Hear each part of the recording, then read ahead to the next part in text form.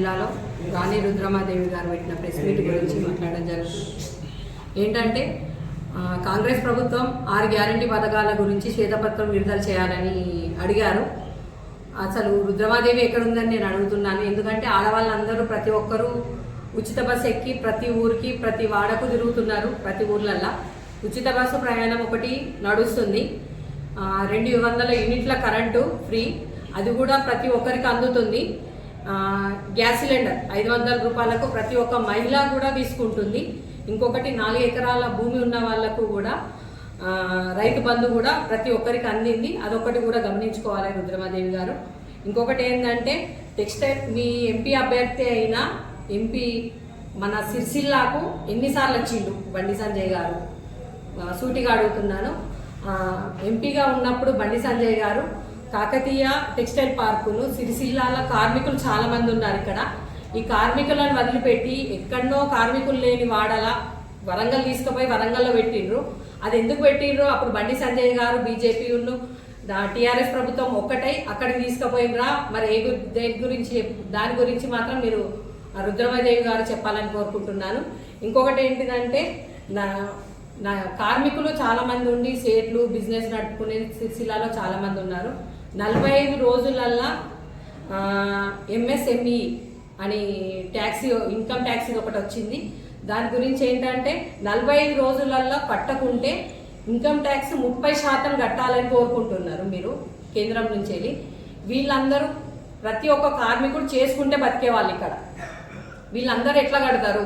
మీరు ప్రజల గురించి ఆలోచించే వ్యక్తి అయితే ప్రతి వాళ్లకు కార్మికుల నుంచి పెద్ద సెట్ల వరకు ఆలోచించి ఈ ట్యాక్సీల గురించే కానీ వీటి గురించి అయినా మీరు తెలుసుకోవాలని కోరుకుంటున్నాను.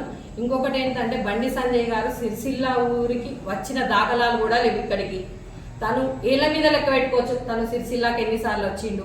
తను ఒకసారి పాదయాత్ర చేసిండు. పాదయాత్ర అయితే సిరిసిల్లాల బీజేపీ టీఆర్ఎస్ ప్రభుత్వం రెండొకటే అనడానికి తను ఏం చేసిండంటే సిరిసిల్లా ఊర్లోకి వెళ్ళి పాదయాత్ర చేస్తే ఈయనకు ఏం పేరు వస్తుందో అని చెప్పని అట్లా చుట్టూ తిరిగి ముస్తాబాద్ నుంచి వెళ్ళి అట్లా తిరుక్కుంటా వేయిండ్రు. ఇంకొకటి బండి సంజయ్ గారు మీరు ఎంపీ అభ్యర్థి అయి ఉండి మీరు సిరిసిల్లాకు ఎన్ని లాభాలు చేసిర్రు?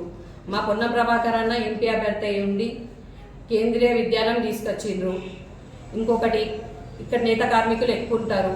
ఆ ఉద్దేశంలో కార్మికులకు బీడీ కార్మికులకు హాస్పిటల్ కావాలని చెప్పని నాంపల్లిలో హాస్పిటల్ కూడా తీసుకురావడం జరిగింది. ఊర్లలో అన్ని మండలాలలో కానీ గ్రామాలలో కానీ అందరూ పాస్పోర్ట్ కోసము హైదరాబాద్కే కానీ ఎక్కడికడికో ప్రాంతాలకు పోవాల్సి వస్తుందని చెప్పని అప్పుడున్న పొన్నం ప్రభాకర్ అన్న గారు కరీంనగర్లో పాస్పోర్ట్ ఆఫీస్ కూడా తేవడం జరిగింది. మా పొన్నం ప్రభాకర్ అన్న చేసిన సేవలు ఇంతవరకు మీ బండి సంజయ్ ఏం చేసిండు? ఒక బుక్ విడుదల చేస్తానన్నారు. మా పొన్నం ప్రభాకర్ అన్నది కూడా మేము కూడా బుక్ విడుదల చేస్తాము. మీ బండి సంజయ్ గారు ఏం చేసిండు? మా ప్రభాకర్ అన్న ఏమేం పనులు చేసిండు? ప్రతి ఒక్కటి బుక్ విడుదల చేద్దాము ఈ సభాముఖంగా తెలియడం జరుగుతుంది. ఇంకొక చిన్న విన్నపం ఏంటంటే మా పొన్నం ప్రభాకర్ అన్నను మేము తీసుకొస్తాం రేపు సిరిసిల్ల ఊరికి. మన గాంధీ చౌరస్తా అక్కడికి తీసుకొస్తాము. మీ బండి సంజయ్ అన్నారు గారిని కూడా తీసుకొస్తే మా ప్రభాకర్ అన్న చేసిన పనులు ఏమేంటి మేము చెప్తాము. మీ బండి సంజయ్ అన్న గారు ఏమేం చేసిరో మీరు కూడా చెప్పాలని కోరుకుంటున్నాను.